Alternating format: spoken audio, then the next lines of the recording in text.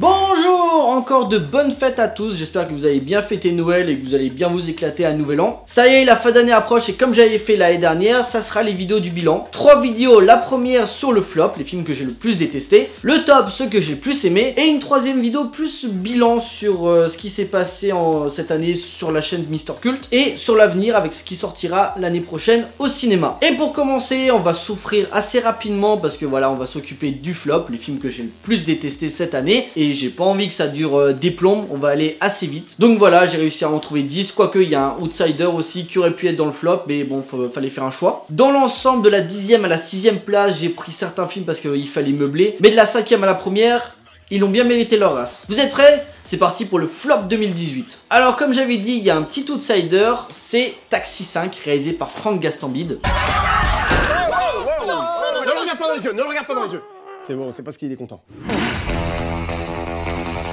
L'exemple type de suite inutile. Je veux dire, déjà de base, Taxi, c'est pas spécialement une grande saga du cinéma. C'est une bonne saga de divertissement. Le premier était sympa, le deuxième c'était le meilleur. Mais à partir du troisième, tu sentais que la recette commençait à ne plus faire effet et ça s'est vu par la suite. Attendre 10 ans pour faire une suite d'une saga qui en valait pas spécialement la peine, je voyais pas l'intérêt et puis ça s'est vu au niveau des chiffres que le film n'a pas spécialement marché comme il aurait dû parce que l'humour à la alerte générale et tout ça, ça passait il y a 10-15 ans mais aujourd'hui on veut un petit peu autre chose. C'est pas spécialement un problème de réalisation parce que Franck Gastambide, j'avais vu Les Caïras qui était une très bonne comédie, mais je préfère qu'il s'occupe d'histoires vraiment originales plutôt que s'occuper de sagas comme ça parce que voilà, tu sens qu'il arrive à faire rire. Les Caïras c'est une super comédie et tu sens qu'il a le talent pour proposer quelque chose de nouveau dans la comédie française. Donc voilà, Taxi 5, non. Déjà qu'en plus tu changes le casting, maintenant c'est plus de Frédéric Diefenthal et Sami Nasri, c'est donc Franck Gastambide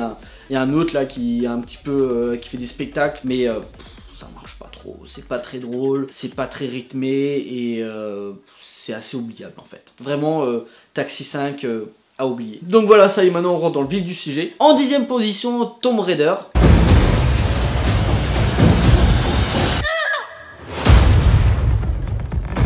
J'ai fait une vidéo dessus, j'ai pas grand chose à apporter de plus. C'est une fois de plus une adaptation de jeu vidéo assez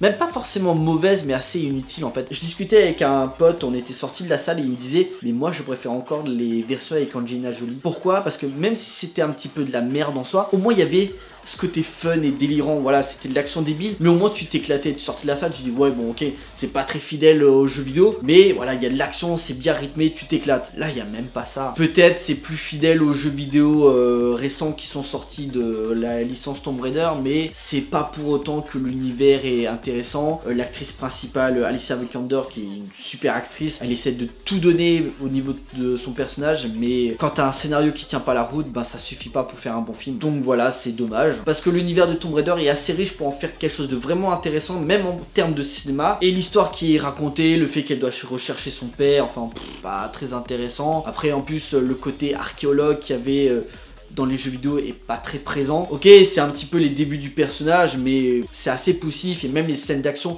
n'ont rien de révolutionnaire. À part la scène de l'avion que j'en avais parlé, il n'y a pas une scène d'action comme ça qui me vient en tête. Donc voilà, Tomb Raider aussitôt vu, aussitôt oublié. En 9e position, Chair de Poule 2, Les Fantômes d'Halloween. They're moving. So tiny and cute, what can they possibly do? Sonny, they're just gummy bears.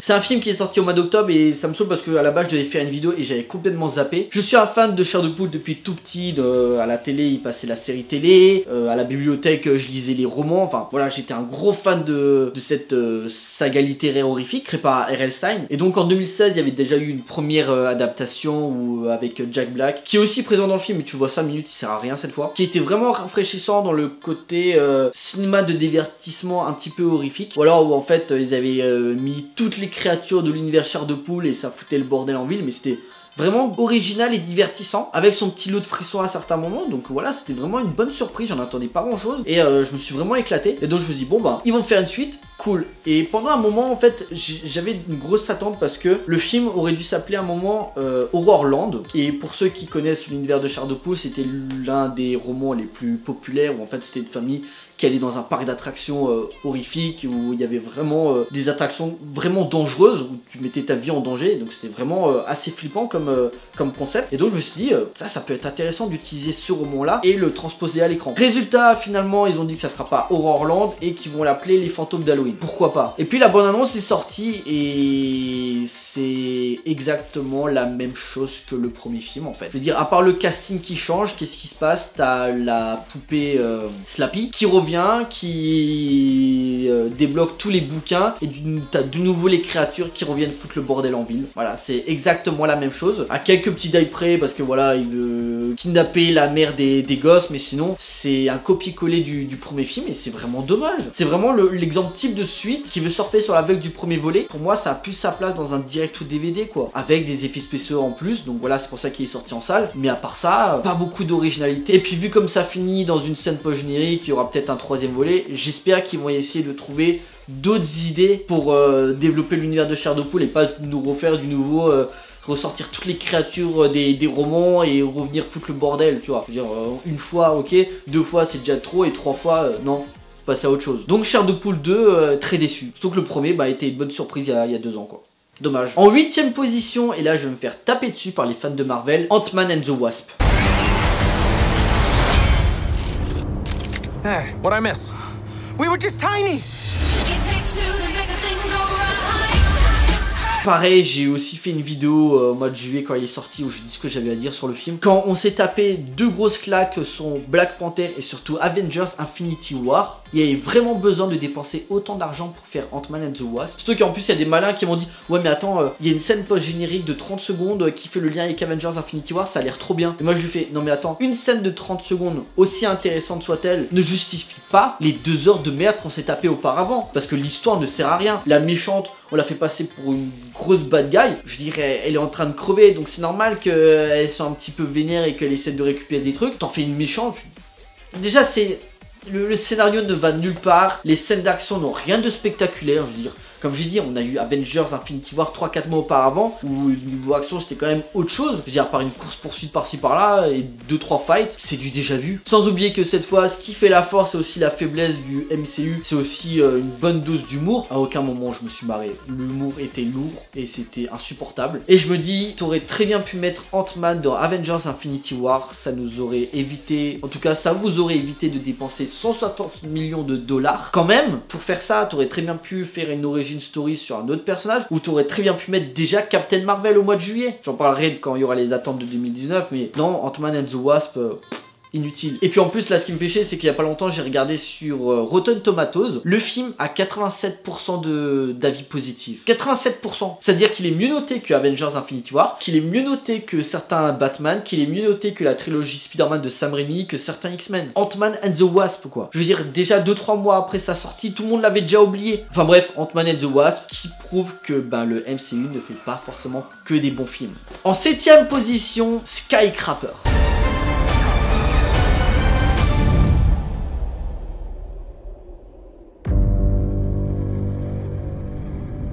J'en peux plus de Dwayne Johnson, The Rock. Ah, il assume plus trop son passé de catcher. Maintenant, il veut qu'on l'appelle Dwayne Johnson. Moi, j'en ai rien à foutre, moi j'appelle The Rock. Ça fait depuis Fast and Furious 5, je crois qu'il a débarqué, qu'il enchaîne les gros films d'action à la con. Et l'année dernière, déjà, on avait eu Jumanji. Cette année, on avait eu Rampage. J'avais fait une vidéo dessus où j'avais dit, c'est vraiment à saturer, à la pression de tout le temps jouer le même type de personnage. Genre, je suis baraque, je sais tout faire, je suis un peu drôle et voilà, je m'amuse un petit peu avec mes muscles. Ok, d'accord, mais quand ça fait déjà depuis 10 ans que tu nous fais tout le temps le même type de personnage, je veux dire, il y avait quelqu'un que je connais qui avait fait un petit peu le malin. Ouais, mais Dwayne Johnson, c'est la grosse star du cinéma d'action actuel parce que Stallone et Schwarzenegger, c'était tout le temps la même chose. Je suis pas d'accord. Stallone te proposait Rocky, qui était pas du cinéma d'action. T'avais Schwarzenegger qui te proposait Conan le Barbare qui était de l'heroic fantasy, Terminator qui était de la science-fiction. Là, Dwayne Johnson empile les gros films d'action débiles et je sature en fait. Il a tout le temps le même type de personnage, le même jeu d'acteur, les mêmes scènes d'action, enfin. Et Skycrapper copier-coller de Die Hard en essayant de te copier les mêmes scènes mais sans en avoir la portée symbolique et sans avoir le côté épique. Genre vas-y tiens, il y a une scène où il tombe d'une fenêtre, bah tiens The Rock va sauter d'une fenêtre. Pareil, à un moment il est dans un truc d'échafaudage là, il va peut-être tomber, pareil comme Die Hard, enfin c'est du décalcage, sauf que c'est filmé avec le cul, qu'il n'y a aucune scène d'action un tant soit peu intéressante, et que même Dwayne Johnson, il veut lui donner un petit rôle un peu sombre, genre le mec, c'était un ancien GI, je crois, un truc comme ça, il a eu un accident, il perd sa jambe, et pendant tout le film, il est tout sérieux, tu vois. Il n'y a même pas comme il fait d'habitude, avec son personnage, je sais pas, fait une blague ou quelque chose. Non, il n'y a pas ça.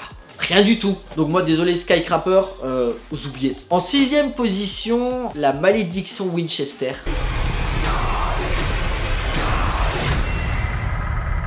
C'est un film qui est sorti en début d'année avec Helen Mirren et Jason Clarke, qui s'inspire de la maison Winchester, réputée hantée aux États-Unis et tout ça. Donc ils en font un film d'horreur. Il y a vraiment moyen de jouer avec le décor parce qu'en plus c'est une grosse maison avec une centaine de salles. Il y a moyen de créer un petit peu de tension s'il y a des fantômes ou quoi que ce soit. Le film écule les plus gros clichés. Le film utilise que des jumpscares pour créer son ambiance. Voilà, c'est vraiment toutes les 10 minutes tu sursautes. Voilà, t'as une porte qui grince, hop là tu te retournes, paf t'as le fantôme. Enfin, c'est du déjà vu. C'est tout ce que je supporte pas dans le cinéma d'horreur actuel, quoi. C'est vraiment le film d'horreur teen movie un peu pourri, et suivant c'est pas mieux non plus, qui te propose juste une horreur pour te faire sursauter. Voilà, on dirait que les jeunes aujourd'hui ne savent plus apprécier une ambiance. Maintenant, tu vois, si pendant 5 minutes il se passe rien, ça les fait chier. Ils veulent sursauter. Mais moi ça m'énerve. Donc la maison Winchester, si vous n'avez pas pu le voir au mois de février, vous inquiétez pas, vous avez rien loupé. En 5ème position, l'exorcisme d'Anna Grace.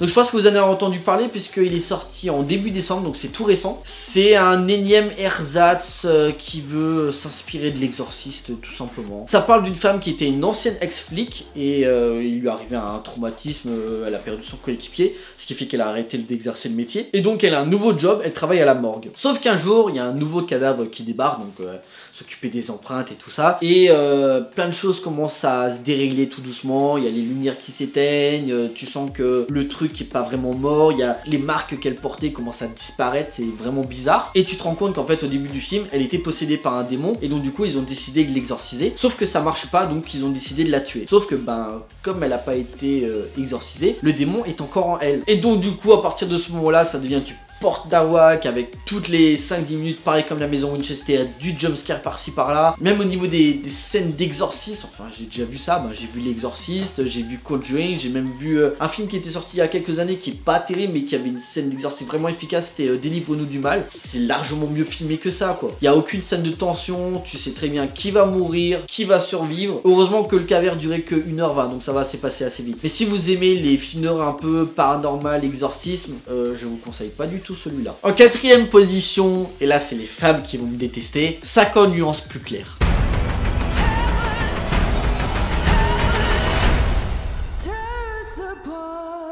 Ça y est, c'était le dernier, c'est fini, on passe à autre chose. J'en peux plus. Non, plus sérieusement, il fallait vraiment pas adapter cette saga. De toute façon, les studios, ils s'en foutent, ils vont dire ouais, elle a rapporté du fric, donc ferme ta gueule, on s'en fout de ton avis. Je sais qu'en roman, ils ont encore écrit 2-3 romans qui la même histoire mais du point de vue de Christian Grey. Je sais pas si c'est une bonne idée de l'adapter au cinéma, je suis pas sûr que ça apporterait quelque chose de plus. Vu comme ça finit, c'est une bonne conclusion pour les personnages. Ciao, on passe à autre chose. Salut, merci d'être passé, au revoir. En 3ème position, Aladdin. Aladdin! Aladdin! Et non, finalement, il n'est pas premier du classement. Ce n'est pas le pire film de l'année. Parce qu'il y en a deux qui sont pires que ça. Même pas qui sont pires que ça, mais c'est plus des déceptions en fait. Avec le recul, c'est pas que je regrette d'avoir fait la vidéo, qui en plus est devenue la vidéo la plus vue de ma chaîne, ce qui montre que c'est parti vraiment trop loin avec ce film. C'est juste que peut-être quand j'étais sorti de la salle, j'étais vraiment énervé parce que j'avais envie d'y croire à ce film. Je me suis dit, même si le premier avait fait presque 5 millions d'entrées, ils avaient entendu les critiques, il y avait un humour vraiment douteux et peut-être voilà, ils vont travailler les dialogues, l'humour et peut-être ça va mieux passer. J'essaie toujours d'être un petit peu optimiste, hein. Je vais pas voir un film, bon de toute façon je vais le cracher dessus, ça va être de la merde. Non, je pense pas comme ça, j'avais quand même un certain espoir. Le problème c'est que tu sors de la salle, ben voilà, t'as pas eu ce que tu voulais. J'ai pas spécialement envie de revenir encore longtemps dessus, de cracher encore sur le film, ça sert à rien. Voilà, j'ai dit ce que j'avais à dire sur le film. Peut-être que quand j'ai tourné la vidéo, j'aurais peut-être dû être moins sévère parce que c'est vrai qu'il y a malgré tout, il y a quand même 2-3 scènes qui m'ont fait rire. Mais j'ai pas envie spécialement de m'amuser à taper dessus encore une fois. De toute façon, là, cette année, sur les attentes de 2019, je vais faire des vidéos sur les films qui m'intéressent. À la 2, j'avais pas spécialement envie de faire une vidéo dessus. Je l'ai fait, pas que je regrette parce que de toute façon maintenant elle est sur la chaîne, donc voilà. Mais en 2019, je parlerai des films qui m'intéressent. Donc voilà, à la 2, de toute façon, j'ai pas grand chose à dire de plus. De toute façon, la majorité l'a déjà vu. Il y a un critique qui a détesté, il y a les fans de Kev Adams qui ont adoré. Si au moins ce film il trouve son public, bah tant mieux. Vous avez le droit d'aimer les films que vous voulez. Vous aimez à la 2, tant mieux pour vous. Moi, c'est pas ma cam. En deuxième position, Pacific Rim Uprising. Join the Jaeger Uprising.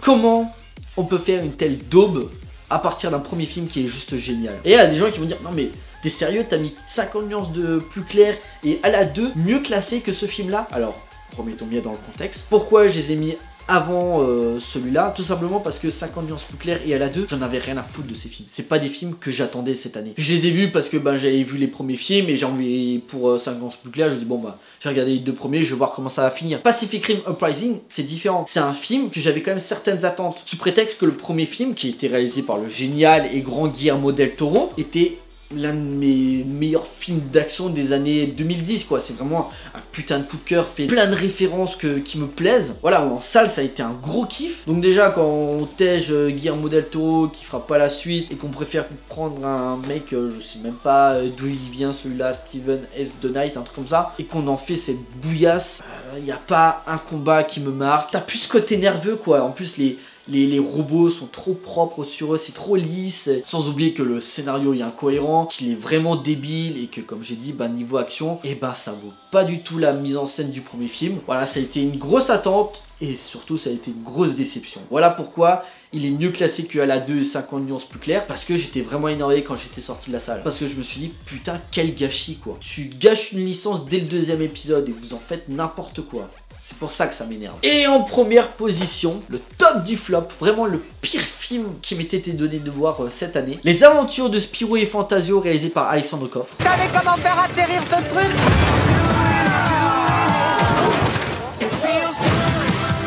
C'est une insulte à la bande dessinée, c'est un gros foutage de gueule. C'était insupportable, surtout que j'ai grandi avec Spirou depuis tout petit. Voilà, j'ai grandi avec Tintin, les Schtroumpfs, Astérix et Spirou. Enfin voilà, ça c'est tout un pan de mon enfance. Depuis des années, je me dis voilà, on a adapté Astérix au cinéma. J'espère qu'un jour ils vont adapter Spirou. Et puis déjà quand la bande-annonce est sortie, je me dis oh il y a un truc qui pue là-dedans là, ça sent pas bon. Spirou ça a toujours été vu un petit peu comme une sorte de sous-Tintin, mais il y avait quand même un côté épique. Il y a toujours ce côté vraiment aventure où t'es à fond dedans. Il y avait le série d'animation qui passait sur Canal J, voilà, mais il y avait tout le temps, il y avait plein de personnages avec chacun un background vraiment intéressant. Il y avait de l'humour qui passait bien. Donc voilà, tu t'attachais au personnage. L'acteur principal, je me souviens plus de son nom, mais il ressemble pas du tout à Spirou. Alex Lutz, oui, il a des traits un petit peu de Fantasio, mais il a pas l'air très inspiré. Le seul qui surnage un petit peu, c'est Ramsey, mais il en fait tellement des tonnes qu'à un moment ça devient juste chiant. Parce que voilà, c'est l'exemple de type, ouais, mais les Américains, ils prennent trop au sérieux les adaptations de bande dessinée avec leurs super-héros, ça en devient chiant. Au moins, eux, ils y mettent les moyens. Là, je suis désolé, mais les effets spéciaux, t'as l'impression qu'ils ont 10 ans de retard. Ils sont pas traités avec sérieux. On donne pas un tel projet à un réalisateur qui a juste, je crois, fait que des comédies. Enfin, tu donnes pas ça à un mec qui n'a pas d'expérience. Là, Spirou et Fantasio, il s'est mangé la gueule et il se demande encore pourquoi. Bah, en même temps, vous avez fait vraiment de la merde. Et vous le méritez,